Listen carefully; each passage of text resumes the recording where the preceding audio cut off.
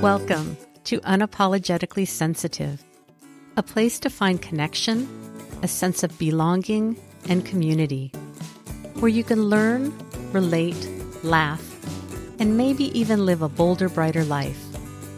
I'm your host, Patricia Young, licensed clinical social worker. The information in this podcast is not a substitute for help from a licensed mental health professional. This is a weekly podcast where we explore how sensitivity weaves itself into our lives. We talk about the richness that it adds, the strengths we have because of our sensitivity, and some of the challenges it poses as well. Sensitivity is nothing to apologize for. It's our superpower.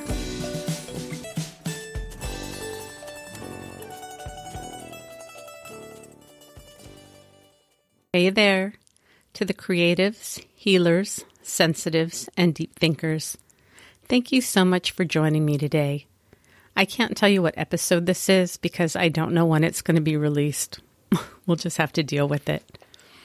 Today's conversation, I'm with Matt Marr, who's got a couple of podcasts that he'll talk about. We had a great conversation.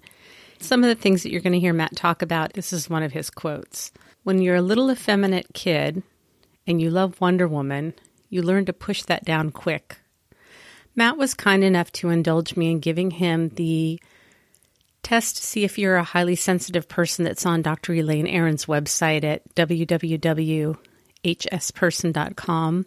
So we went through that. We did the child test with him. If you're a guy and you take the test to see if you're a highly sensitive person and you don't rate as being highly sensitive, Dr. Aron suggests that you take the child version of the test and think back to when you were a child. So I worry that I want you guys to stick with the show, and if it's something that you're not into, I worry that you're going to get bored and tune out. And I guess if you do, I don't have any control over that, but it's always on my mind. It's one of the things I do. I worry a lot. The other thing I really need your feedback about, I've been painstakingly editing all of the lip smacking. Actually, I took all the lip smacking out of this, but every time I inhale or the guest inhales, you can hear it. I did not take it out in this test, but I know that HSPs can be hypersensitive to sound and it can actually ruin your listening experience. So please shoot me an email either at unapologeticallysensitive@gmail.com, or you can go to the website unapologeticallysensitive.com and there's an email address there. Let me know if it bugs you, because if it does, I will take the time to painstakingly edit out every inhale to enhance your listening pleasure. Anyways, in this conversation with Matt, we talk about all kinds of things. In this episode, he talks about embracing the feminine qualities in men and in women and seeing it as an incredible strength. He talks about what he would want parents to know if they have a kid that's exhibiting sensitive behaviors, what he thinks is really important. He really talks a lot about kids in this, and I just love that. He talks about feminism and equality, about what it was like growing up in the South being gay. It's just an amazing episode. I'd love to get your feedback on it. And just because this is so colorful, I'm actually going to read you Matt's intro. So he says, if Oprah and Ellen had a baby raised by Dolly Parton, it would be Matt Marr. Matt, a.k.a. Matty, can and will talk to anyone. He goes by the name of Chatty Matty. He's the guy in the grocery store that compliments your eye makeup, and then 2 minutes later, you're asking him for dating advice. Originally from southern Oklahoma, Matty has lived in Los Angeles for over 12 years. He's a therapist and holds a master's of clinical psychology, specializing in narrative therapy, and he talks about that on the podcast. At the same time, he is a successful commercial actor and has performed stand-up all over the West Coast. In his advice podcast, The Dear Matty Show, Matty, along with guest co-host, offer up humor, heart, and hopefully a helpful perspective to empower his listeners to be the authors of their own life story and work toward their dream. Although he might have a Wonder Woman kitchen, find all things Matt at www.dearmattyshow.com. I also forgot to mention that this was the very first episode that I recorded for this podcast. I recorded a number of them before I edited them and released them. So we talk about it being the very first interview. So even though you may have heard other episodes before hearing this, This was my Virgin podcast, and we talk about it. And Maddie was so sweet to me and so kind and so generous. It really touched my heart. If you're enjoying this podcast, please be sure to rate and review the show on iTunes. It really makes a difference and makes it more likely that people would be able to find this podcast the more ratings and reviews it gets. If you're interested in working with me and you live in California, I'm a licensed clinical social worker. Jump on over to my website at patriciayounglcsw.com to get more information. And now, on to the show. Hi, so I'm here with Matt Marr. Matt, welcome. Hi. Thanks for having me, Sugar. Appreciate it. I am so excited to have you here. I love your podcast, The Dear Maddie Show. Thank you. Thank you. I don't know if you remember, but we actually met in 2016 at Podcast Movement, and you were so kind to me, and I kept your card, and I just reached out to you in the last couple of weeks. Anyways, you were incredibly kind to me, and I love listening to your podcast. You ask the most insightful questions. I was listening to your podcast today in preparation to talking to you. This is my very first podcast interview, so I am... Welcome to the club, girl. Welcome to the club. I feel like I'm a podcast virgin. Not anymore, girl. You just had a gay man take your virginity. I told that to my husband today. He laughed.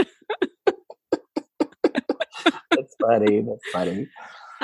So normally what I do is I start out by asking, I normally, since this is my first one, I ask my guests if you identify as an HSP. So why don't you, do you identify as an HSP?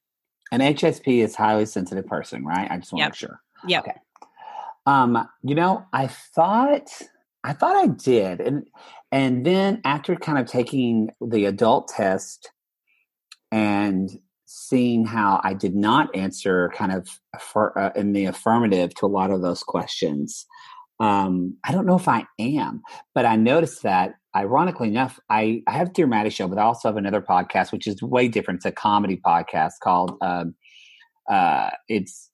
River Males. It's like a Riverdale podcast comedy, but with my co-host. And I went, oh, he is sensitive. I mean, he was so yes on all of these questions.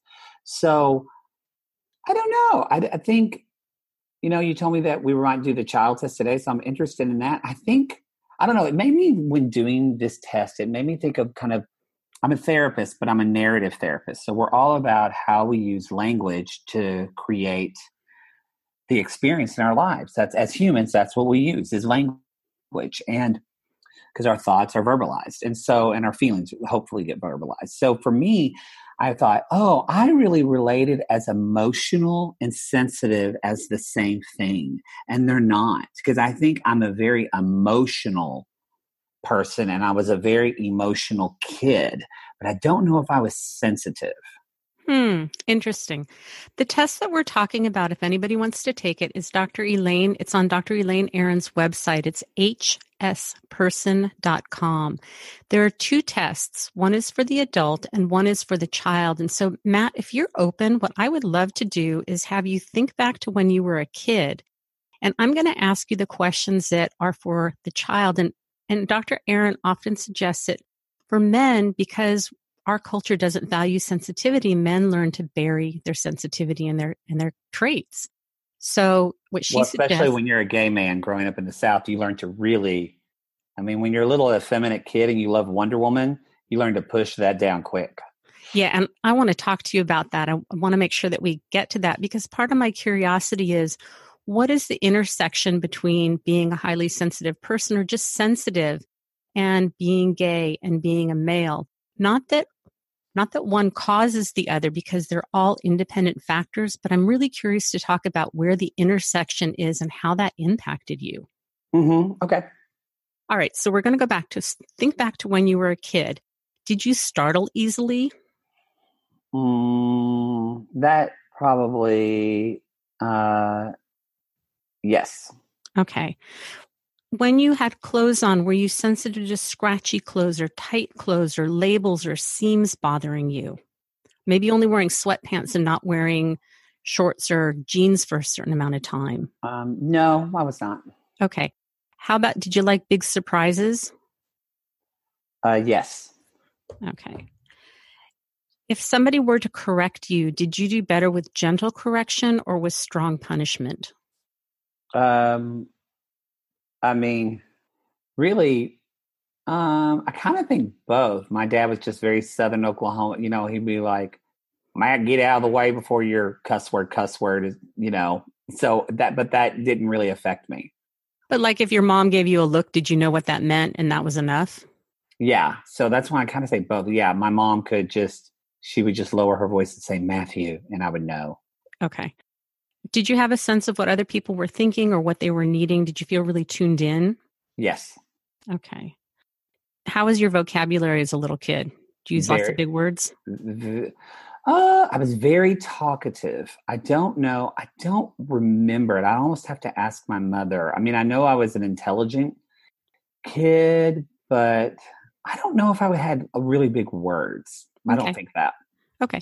How about, were you sensitive to smells? Yes, still am. I can smell. Yeah, I still am. Well, and it's funny. I was thinking that one of the questions that you ask your guests is, what is your most memorable childhood smell? And I do that because smell is the first gateway into memory, really, to the strongest memories. Yeah. Right. How about, did you have a sense of humor, witty when you were a kid? Yes. Okay. How about intuitive? Meaning that. Yeah, I was just about to say, what do you mean for that as a kid? So, like, you could just kind of sense where people were at if you were going into a situation. Like, some kids just go forging ahead. And if you're intuitive, you kind of get, like your little spidey senses tell you. No, I knew, and we can get into this more, but I think being gay, I had to assess how other people felt about me for safety reasons immediately, but also I was that kid that at the restaurant, my dad would yell at me and say, Matt, you're screaming, you're talking so loud, you're screaming. And I just kind of would I would jump in and be like, hey, everybody. That's so no. Okay. How about if you had a busy day, was it hard to wind down afterwards? Were you just kind of wired and it was hard to settle down at night? Like for sleep? No. Okay. How about if there were big changes that were happening, new teacher, new move, new school, did those things throw you off? No. Okay. How about if your clothes got wet or sandy, did it bug you? Yeah, I didn't like being dirty. So yeah. Mm-hmm. Yeah. Yeah, I hated being sweaty as a kid. Yeah. My dad called me never sweat. Were you curious? Did you ask a lot of questions? Very much so. How about a perfectionist? And that doesn't necessarily mean that you did things perfectly, but like you wanted to get stuff right. Yes, I did want to get stuff right. Okay. How about, did you ask a lot of deep questions? Because what age would you, I remember in middle school thinking of a lot of deep questions, but I don't know about an elementary. Well, because being a highly sensitive person is an innate trait, like you have it from birth. If I were going to answer for you, and I don't feel like I have an investment whether you are or you're not, but just listening to the questions that you ask your guests, you are so curious in the questions that you ask. I was kind of astounded today. I was sort of comparing and thinking, oh, heck. Oh, no, you're doing great. I was very curious always from the get-go. So I guess I did in that. Yeah, I guess when I would meet people, I would just start asking them questions about their life or what they were doing or what it connected to. So I guess, yes. Yeah. How about, were you more sensitive to pain than, other people? No, I've always had a pretty high pain tolerance, actually. Okay. How about, does noise bother you? Or did noise bother you? No, I remember my first grade teacher told me that I had tunnel, that a tornado could be happening around me and I could be focused on what I was doing. There's a difference, though, between being able to focus and just being bugged when it's noisy. No, it's still, even though to this day, again, thinking about my podcast partner, we'll be recording a show and he'll hear something and it will bother him and it won't bother me. And I was that way as a kid too. Okay. So were you able to notice, if somebody changed their hair or you came home and something was moved or changed, did you happen to pick up on those? Yeah, that I would notice. Okay. If you were going to do something that was, like riding your bike or skates or, whatever you did, were you more cautious? It didn't mean you didn't do it, but you kind of thought before you did something. Yeah, anything that dealt with my like body, whether it was like athletics to riding a back and things like that. Yeah, I would get a little more anxiety or fear of like falling or fear of, so I would be a little more tiptoey. I wasn't the kid that would jump in the lake first. I would let my other friends jump. Okay. If others were watching you as a kid, did it make you nervous, and did you perform worse if people were watching you? Depended on what I was doing. If I was doing, again, if it went back to like sports, I got very nervous. But I would probably answer no to this question, because if I was at home or if I was singing or dancing or acting or doing the things that I knew at a very young age that I felt good doing, that I was good at, or getting up in front of my class and like reading a book report and stuff, that never bothered me. It Okay. was really only put in like situations where I knew other boys were watching me, and if I Mm-hmm. would be compared in that way. Okay. And then the last one is, did you feel things deeply? Yeah, I think so. Very much as a kid. I think I'd almost go, just from working with kid, I almost feel like what kid does not, but yeah. All right. So you scored yes on 1, 2, 3, 4, 5, 6, 7, 8, 9, 10, 11, 12. And it says 13. If you score 13, then you're highly sensitive, according to Elaine Aron. Okay. So what are your thoughts? I mean, it kind of felt with the same with the adult. I think I got 8. And again, I go back to, I think in doing it, I was an emotional kid. And I always talk about, when I do public speaking stuff, where I've talked about speaking, I grew up very much in a love bubble. Like I talked about my dad yelling at me, but that sounds like he was yelling at me. He wasn't. He was actually a very loving father, because he did not have a father.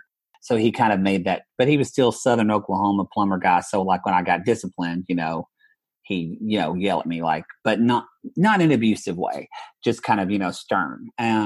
But he didn't have a father. And then my mother had a father, but her mother was, long story short, but was raised in very poor part of Oklahoma. So my mom's mother, my grandmother, and for the first like 12 years of her life, her mother was not there. My grandmother's my great grandmother. My grandmother, this is already confusing already, sorry. But my grandmother's mother was in a mental institution dealing with mental illness. So she was raised by her father, but literally in a covered wagon, kind of like on the road and stuff. So for the first 14 years of her life, kind of speaking to what you were saying, she was raised as a boy, because her father did not want her to get sexually assaulted or anything like that. So she didn't even kind of come out as a girl and a woman until the age of 14, when they couldn't hide it anymore. Like her hair was and all this. So anyway, so my mother was raised with a very non-affectionate mother who didn't say, I love you, and didn't even really touch her a lot. So I grew up with the exact opposite, my brother and I. My mother was always patting us, holding us, hugging us. And even my dad was very affectionate with us. I still give my dad like a kiss on the lips to this day. And that's because anyway, my parents, they felt the lack of that in some ways in their lives. And they kind of made a decision not to do that with their own children. Mm-hmm. So anyway, so I grew up, so it created in me this very confident kid.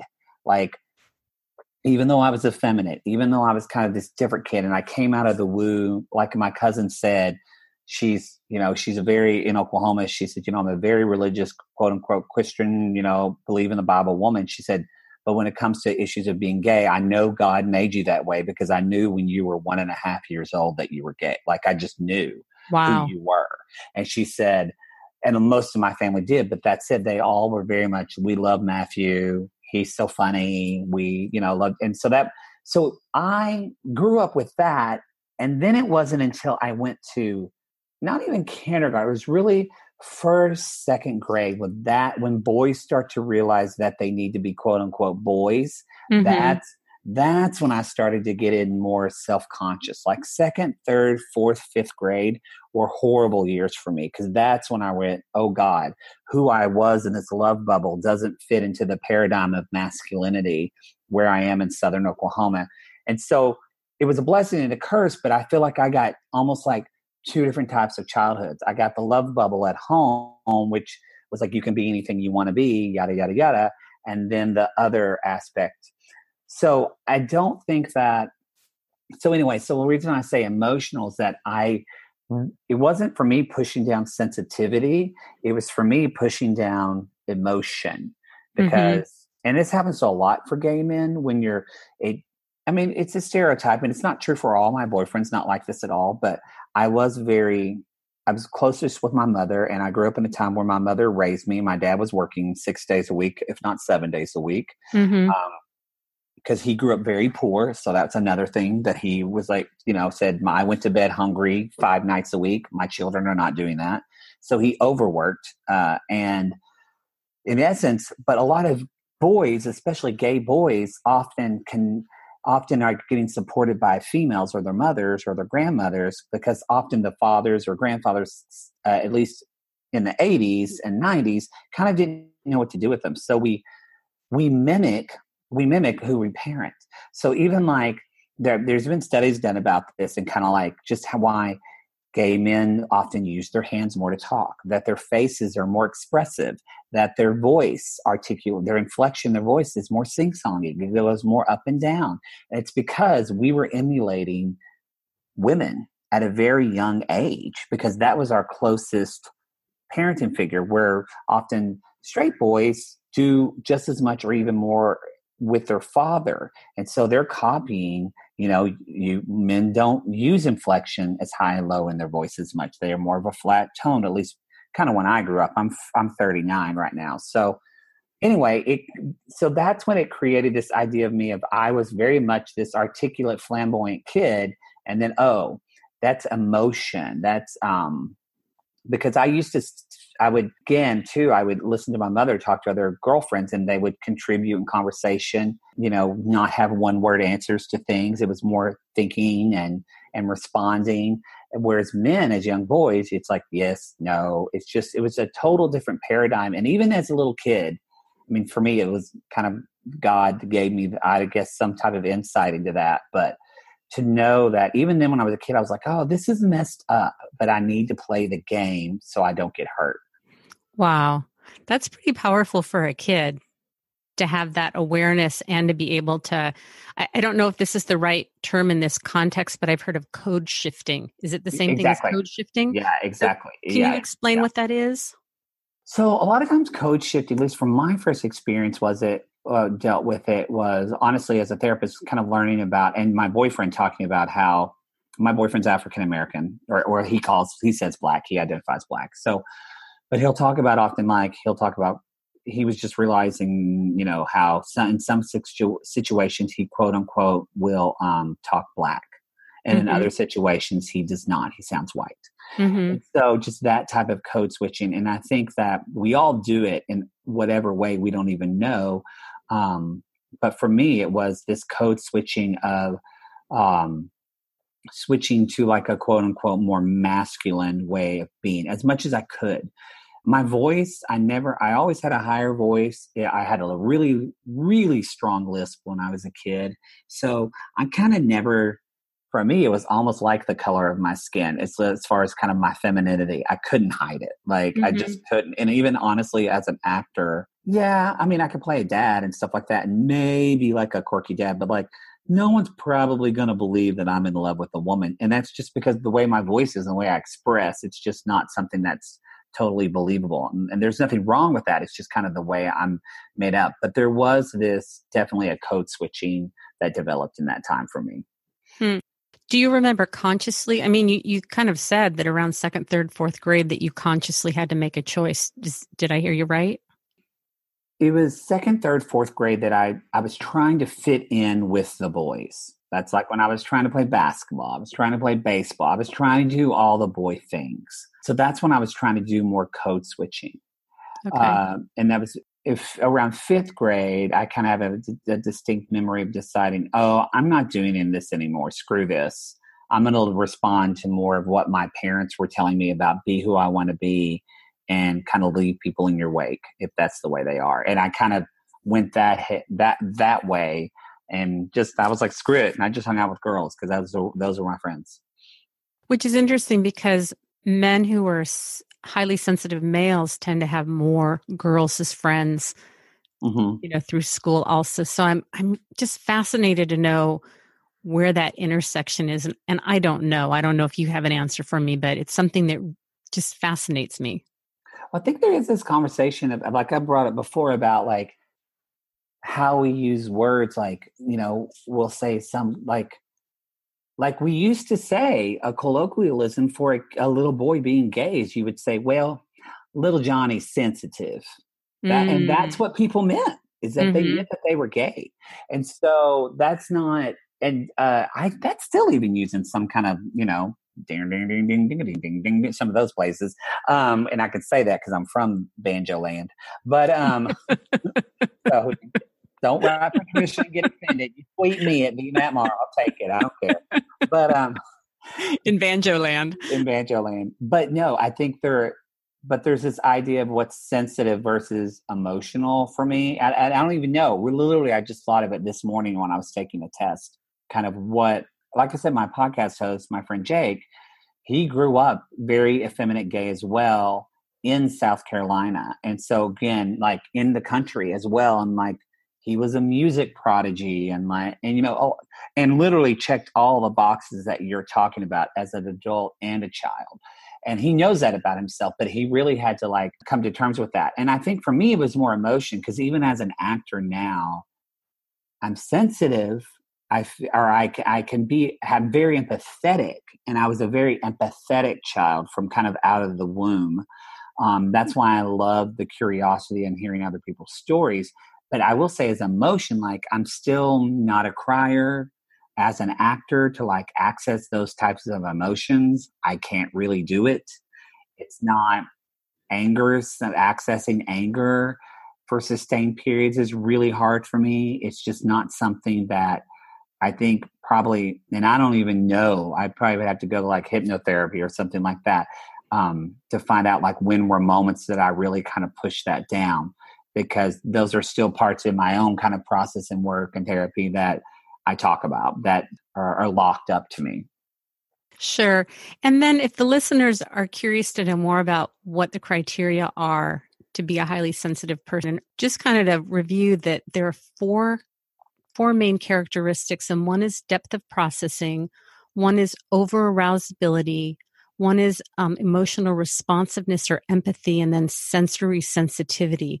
So what I hear you saying, Matt, is that like some of these boxes you would check off, and then other ones just don't really relate to you, which is just information. Yeah. Yeah. It's just like, I'm like when you just like sensory never really bothered me, but empathy, yes. And those kind of things. Whereas like I'm really doing this, what I think is so important about what you're doing is, and even with my friend Jake, sometimes I'm a pretty empathetic person, but Jake is like he's like my sister friend. We're like we say sisters from another mister. That's how we like some, and so we're very close. We used to be roommates, and we've always been best friends.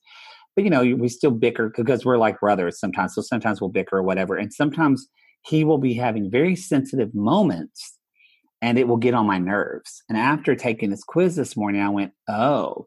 This isn't something that a lot of times we'll be trying to record a show and there will be somebody outside, like we live in LA, we live in the city. So there'll be like somebody going through the dumpster. I can hear it and still continue my thought process and continue the show.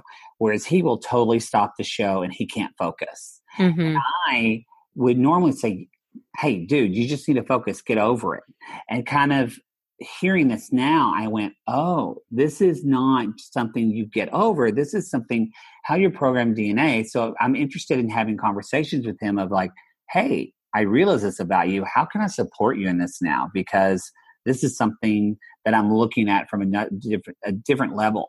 And so I love that you're just bringing a positive informational approach to this, because I think too, it's about reframing the word sensitive, because I think a lot of people think, again, whether it goes back to calling little boys sensitive who were gay or whatnot, but we think of this word as negative, and it's not. Right. And culturally, we don't value sensitivity. And if you look at the language that we use around sensitivity and people that are quiet and shy, it's all very negative. And then going back to your friend Jake, because it's how he's hardwired, that we have really strong emotional responses to things. Things kind of shake us up and rattle us. And then we can't shake it off as easily. And that's really hard for people that don't have a sensitivity, that they can't understand, like, why can't you just get over it? And it's like, well, bud, if I could, don't you think I would? You know? Right. So one of the reasons why I wanted to have you on, Matt, is what I love that I see when I or hear when I listen to your podcast is you are just so incredibly authentic and out there, and what you see is what you get. And I'm wondering if you can talk a little bit about that. And was it easy to get to that place? Is that just who you are? Because I think so many people have so many rules. I remember watching one of your Facebook lives when you were lost in a parking lot. And you're just talking to us about trying to find your freaking car, you know, and it's like, it's so real that, it's just endearing, but I just feel like what I see is what I get, and there's no hidden agenda. And to me, that says that you have really embraced a lot of parts of you that you don't have a need to hide and to protect, and that you just kind of show up exactly as you are. And it's incredibly endearing. Oh, well, thank you very much. You know, I think a lot of it's because I'm not that smart. I'm not smart enough to try to hide myself. I disagree with you. I don't think that's it at all. No, I'm teasing. But there is like this, I do have this very like kind of Pollyanna, very, I can be that way. And I think when I was younger, I could be a little naive sometimes, but now as an adult, I appreciate so much because I think it lets me hold on to just childhood excitement and joy, and not to kind of, that's what I felt like as a kid. Often I had to, which being myself and being emotional was being curious was being joyful for me. So, I mean, honestly, I really have to think a lot of it for that. You know, that's why I think that I have to give it to like Oprah and things like that, just because I was obsessed with that as a kid, in middle school, watching people share their story. And I was curious, no matter what. Children really, first thing, children need a mentor or a role model to see, to be mirrored through, but they also need, children will live up to the expectations that we set for them. So it was, my parents gave me high expectations, but they gave me the expectations of what was high for them. But for me, I grew up a dreamer and a very emotional kid. And so my dreams, my expectations were even higher for myself. But I don't think, had I not seen them and other people, like watching other people live out these really cool, interesting lives that I thought were interesting on Oprah Winfrey and things like that, I don't know if I would have followed through with this much. But I saw them have high expectations. So I thought, okay, that's it. For me to have this type of big life is, I see myself in them. And then also just in seeing other gay people on her show was very enlightening to me, because, you know, I really thought that no matter what I did, I was going to be damned to hell and burn in like fire for eternity for being gay. That was kind of, so when you think that, you can have a two-way approach. You can have the approach of, well, I can do whatever the heck I want and it doesn't matter because I'm going to hell anyway. Or you could have, it doesn't really matter what I do. What's the point of really trying at anything, because I'm not going to go anywhere. And I kind of, I would waffle between those two ideologies of back and forth until I was really in high school and found my way in like theater and music. And I was a mascot, which I really loved doing in high school. And those kind of gave me the tools to succeed more, I think, in life. That was really helpful for me. It sounds like those really connected with the parts of you that are really grounded in who you are, what your strengths are, your gifts are. And so it's like you kind of found your tribe through the ways that you really express them, that just helped you to flourish. Exactly. Yeah. Matt, what would you say to, if there are any moms or dads that are listening that have young boys that are showing signs of sensitivity, and it's hard for either the mom or the dad to tolerate because either their own fears about what being sensitive means, or they're afraid that their kids are going to be bullied, whether they are straight or gay. And if you have advice that is different for either one of those, do you have anything that you would want them to know? And I don't mean to sound political, but I just know this is a very political topic, as, you know, when I don't know when this is aired, but, you know, people, this is aired, we're recording this on the day that the Republicans just pushed through Kavanaugh through for the Supreme Court, and they're going to nominate him and vote on that next week. And so I only say, and I'm not saying this because that's on my mind, I'm saying it's because this is what I believe. One of the best ways to support your young boys is also supporting your young girls. And I mean that is that what I think there's such a problem as in this country that affects not just little gay effeminate boys like me, but all boys, is honestly this kind of hatred or suppression of the feminine. And I think in all aspects of people, for women or for little girls, telling them, that I don't really love that. I know women use it and they're empowered by it, but a lot of times women will say she's a badass. And it's almost like we've got to articulate that women can be just as strong as men, and they can be just as strong in the same way men are quote unquote strong. And women can, that's great. But also acknowledging there is real strength in the softness of feminine, whatever that is, in the way that women can lean in to emotional moments, and the way that women are allowed to caretake, that's more accepted than men can do. The way that, and so it's because I feel like that all that kind of suppression of that supporting femininehood or not supporting bleeds into how we affect our boys. People would say to me, even at a young age, I love babies and stuff like that, and they're like, oh, he's going to be a good dad. He has such a maternal instinct. And I felt bad when people said that because I related maternal with mothering. Mm-hmm. But I thought, well, what if we just say I have a paternal instinct? Mm-hmm. And because I'm a father, we're denying that fathers don't want to caretake and love their children as much as mothers do. Right. And that's such a way that that's such a way that we can't allow our boys to not only support the feminine, but it really is letting our girls lean into their own femininity as well, and not necessarily saying that they need to appropriate or acculturate whatever themselves into being like men or to be strong like men. That's why I think I related so much to Wonder Woman, and why I'm so happy now that Wonder Woman, what I love about that film so much, and they did so well, is that Wonder Woman finds out her greatest strength is love. It's not being a quote unquote badass. It's not beating people up. It's the fact that she loves. And I feel like that women are quicker to embrace that. And if we support that in women, and if men support that in their wives or in their daughters or their female coworkers or their sisters or their own mothers, well, guess what? Your sons, your little boys will see that. And so they will respond that way. And then when they have feelings of feeling love or feeling quote unquote emotional or feeling sensitive, they know that these types of emotions, these actions, behaviors are celebrated and not squashed. Mm-hmm. I mean, what I hear you saying is really celebration and the love of femininity, whether that comes in a male or female form. And we don't even have the language at this point where everything is divided along gender lines, that we have words that we use to describe fatherhood and motherhood. And I hear so many people talking about how feminism is eroding males, but it's really about us embracing the sensitivity, the strength, the courage, the vulnerability in all genders, and creating that sense of unity and openness, and maybe not having that division along the gender lines. Well, yeah, normally I don't go there because some people are still 5 steps ahead. So it's like if I say, don't even think about gender, they go, huh?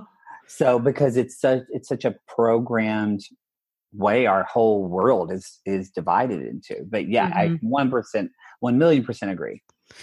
So when you say 5 steps ahead, I didn't follow you. No, I'm saying sometimes because I'm with you. I'm let's take out gender from these words, period. Let's stop genderizing words. Let's stop genderizing actions and behaviors. But that's really, really, and I think I say that because even as a cis male, meaning if you're a cis, meaning I identify as male, I'm not trans, I don't want to be a woman. That's not who I am. I was born a male, and I recognize, and I feel that's me. So as a cis male, dealing with a lot of trans people and counseling a lot of trans kids, especially, even for me being gay, you think I am more open to it, but still even that really, my earlier years of counseling, I went, whoa, I really have a lot of issues with people challenging me on like, what if I don't even think about gender at all and let that go? And so that's why I feel like, I guess I'm a little more woke in that regard. And so I often don't talk about, because I feel like I lose people that are, I'm just trying to get, at least get you to be a feminist first, and then maybe we can talk about letting go of gender.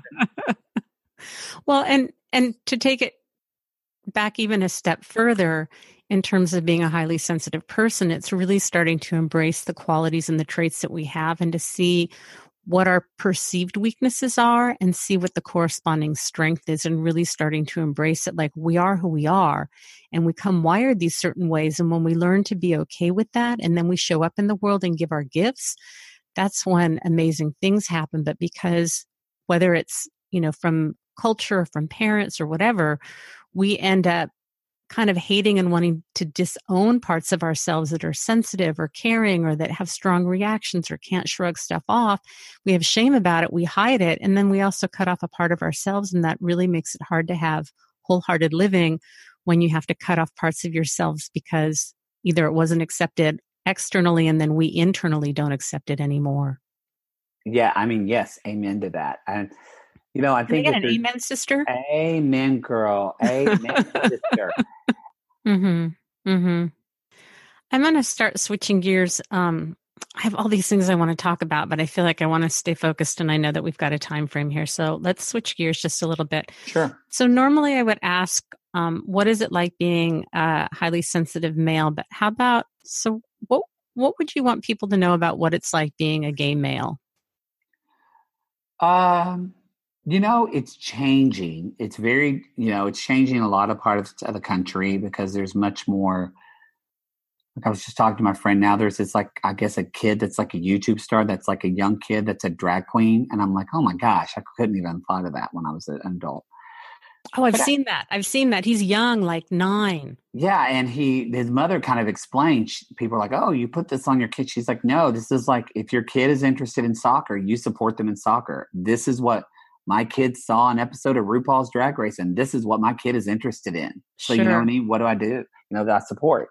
When it goes back to what kind of conversations you have around your children, and not necessarily importing your views on life. I know we want to raise our children with hopefully our same code of ethics and things like that, but we don't own our children. They're their own people.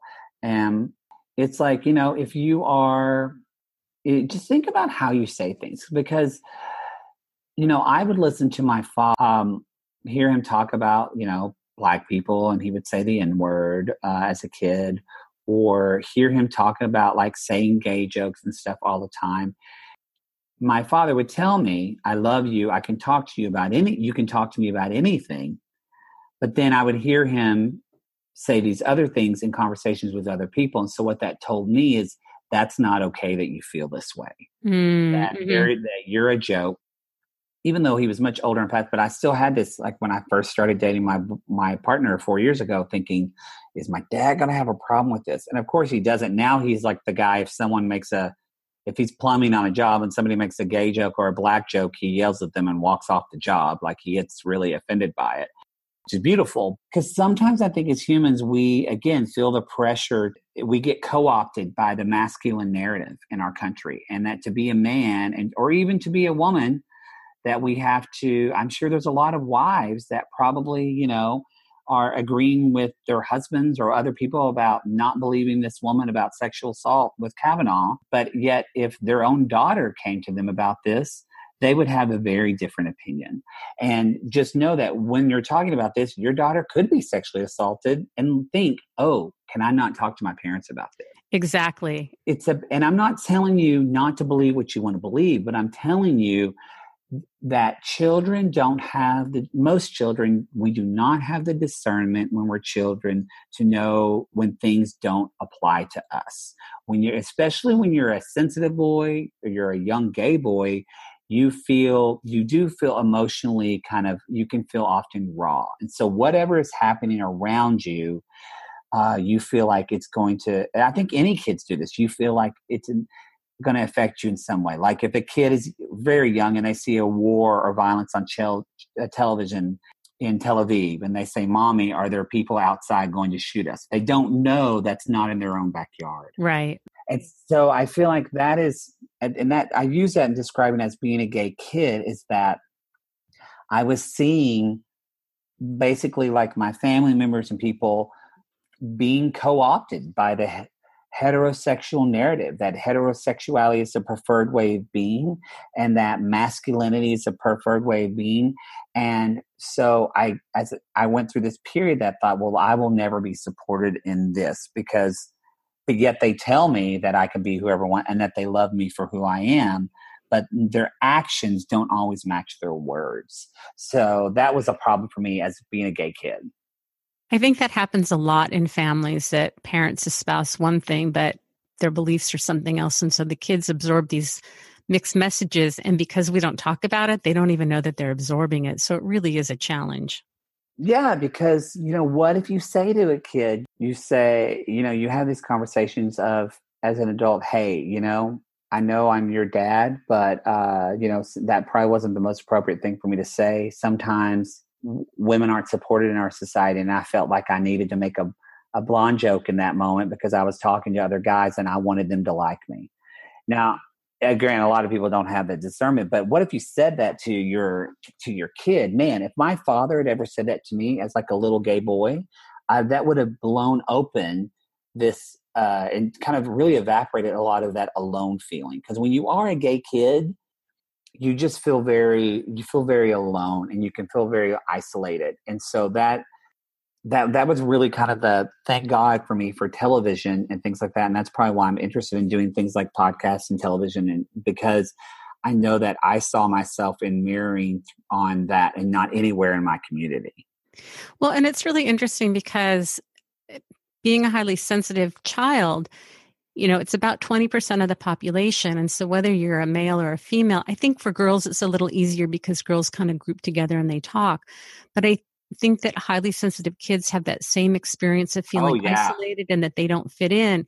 And it's interesting when you were talking, since this whole interviewing thing is new to me, as we're kind of coming to the end, I'm going like, oh, I wish I would have I wanted it to look, so I'm having these thoughts. And when I wanted to say stuff like, is it relevant or not? So I'm just sharing what my internal process is. Mm-hmm. But one of the things I was thinking is, watching my boys go through playing sports and having coaches that would coach in one specific way. And that worked for one of my kids. It did not work for my other son. Mm-hmm. And what I could see happen with some other kids on the team that, if you were the type of kid that can take a coach yelling at you and telling you certain things and that makes you stronger, it was very effective.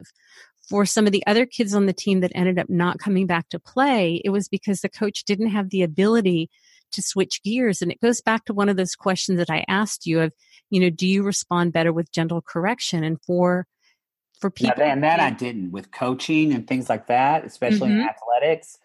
That's another thing that just, I think I could have been actually pretty good at some sports, but that was probably one of the main reasons I got out of sports, because I didn't want most of the men that were coaches, I didn't want them. It was different if I came from my father, because I knew my father loved me so much. Mm-hmm. I had a different sense of that. But with these strangers that were coaches, it did really affect me when they would yell at me and because it shamed me. Basically, I felt like my masculinity was being shamed in front of all these other boys, and it was humiliating. And that is the number one reason why I quit all sports. Yep. Well, and for me, it was like I wasn't very good at sports, but that whole feeling of letting the team down and having everybody be mad at me. Mm-hmm. Also, I can remember in elementary school being, the chubby kid, the last kid that was picked, and then not wanting to play because if I made a mistake, it was hard for me, but then it was hard for everybody else. Yeah.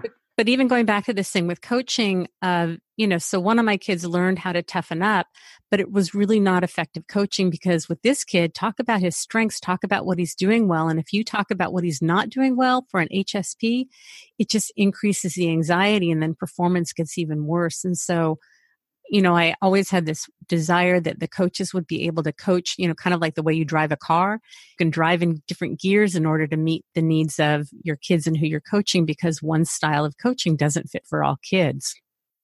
Yeah, very much so. Yeah. Yeah. I'm looking at the time and I'm feeling concerned. I had more stuff that I wanted to ask, and I'm kind of not sure where to go from here. So let's just do this. How about a couple quick questions? Sure, whatever. It's your show. Whatever you want. I know. I'm just figuring. It's going great. I think it's going. I like it. I feel connected. My heart feels electric. Like I feel that I'm understanding you more. I like it. Oh, Matt, you were so sweet. Thank you. I was such a nervous wreck today. I told you before we started recording, I had like 57 conversations with you. I introduced you 57 ways.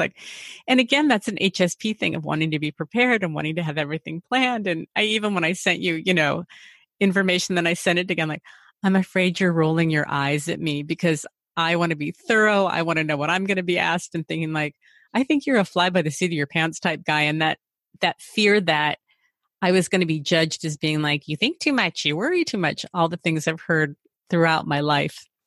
No, I think a lot of that, I've said this before on my own podcast. I think, especially for kids, put them in it was young, but everyone in the world should take improv comedy. Everyone in the world, because that really helped me so much because I wasn't confident. I moved out to LA 15 years ago, and I really didn't do anything as far as acting wise or entertainment wise for about the first 8 years when I moved out here, because I was still discovering myself as a gay man and figuring that out.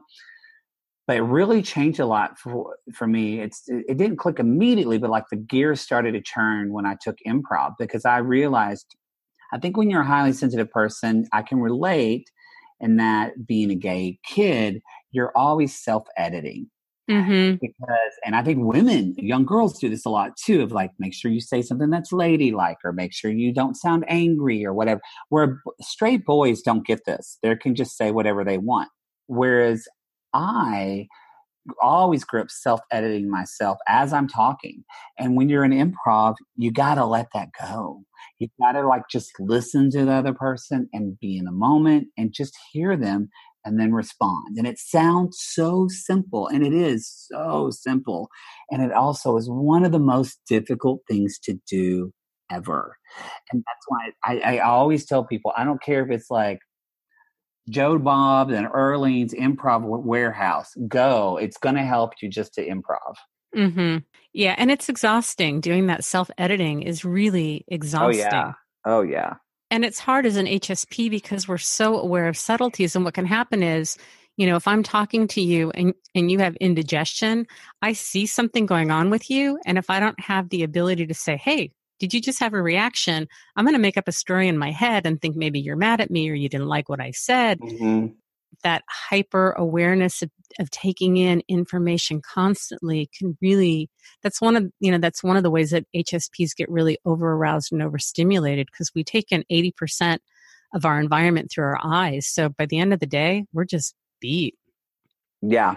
I can relate. I definitely can relate to that hyper awareness. Definitely. I have that. Yeah. So I guess I'm trying to decide. My questions were geared towards being a highly sensitive person, but what would you want to tell your younger self about being gay? Again, it's not for me. It's not even being gay. More, I want to tell my younger self about being feminine. I love that, because that's the difference. Because like my boyfriend, I mean, he'd pass in the middle of a football field like not one person would know.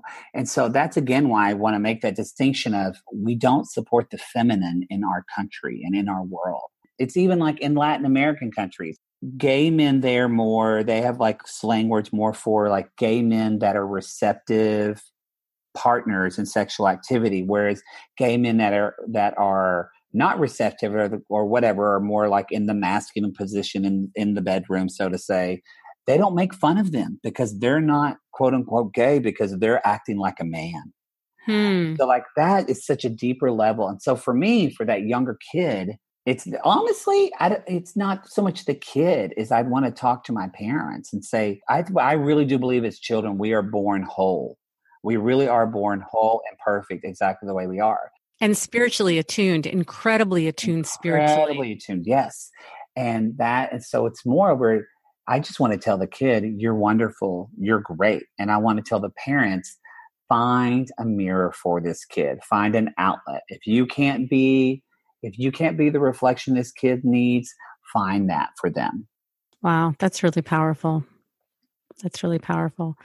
As you were talking, I was having a little self-criticism, which happens a lot, and wondering. Amen. Amen to that too. Thank you for sharing, little gremlins.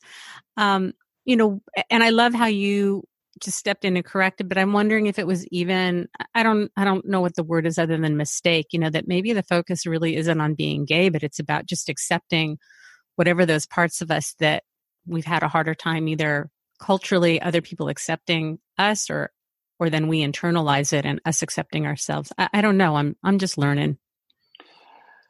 I think it's both. I think it's interesting because a lot of working with gay clients, and the school that I went to had a master's program that specialized in LGBTQ therapy. And so the way that there's different schools of thought. There's different schools of thought that you have internalized homophobia, meaning you have this self-hatred of yourself for being gay. Mm-hmm. And that's kind of what I was taught at first. And I was like, okay, I have this toxic shame.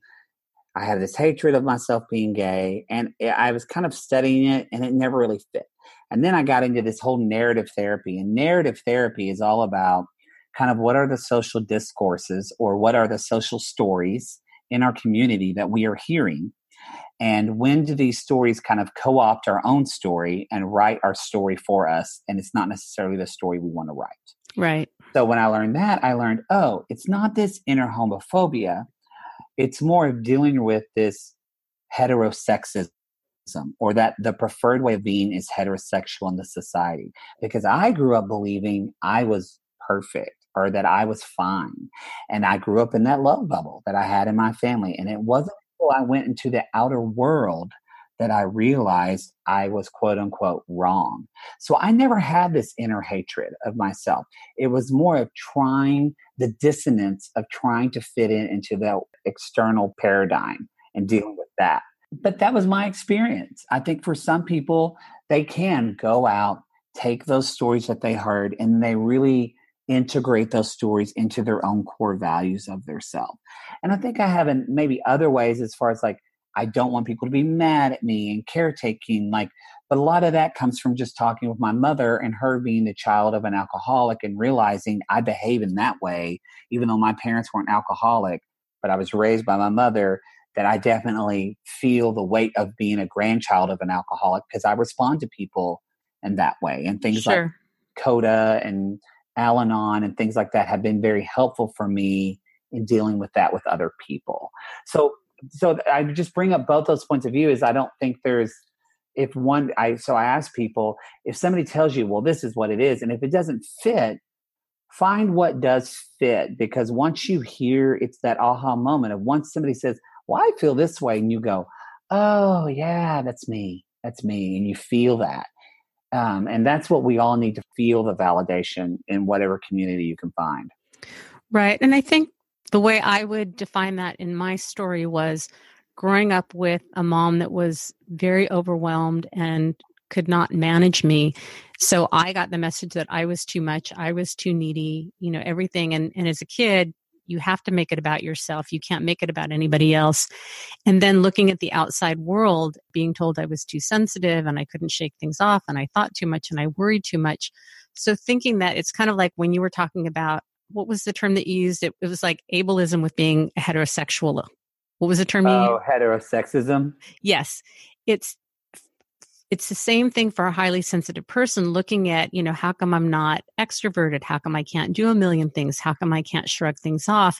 Thinking that that's what the standard is and thinking that something is wrong with me, and why I have such passion about providing education about being a highly sensitive person. Because once I learned that it was an innate trait and that I had strengths that went with it, I could go back and rewrite the story of, instead of like, I was depressed, I was needy, Exactly. I was shy, I was like, oh, this is how I came wired, and there are wonderful strengths with it. And I think that's why I have such passion about naming things and looking at what's going on and what are the stories that we've told ourselves so that we have a chance to look at it differently and really see the strengths that come out of it, as opposed to that looking on the outside and thinking, how come I'm not like that?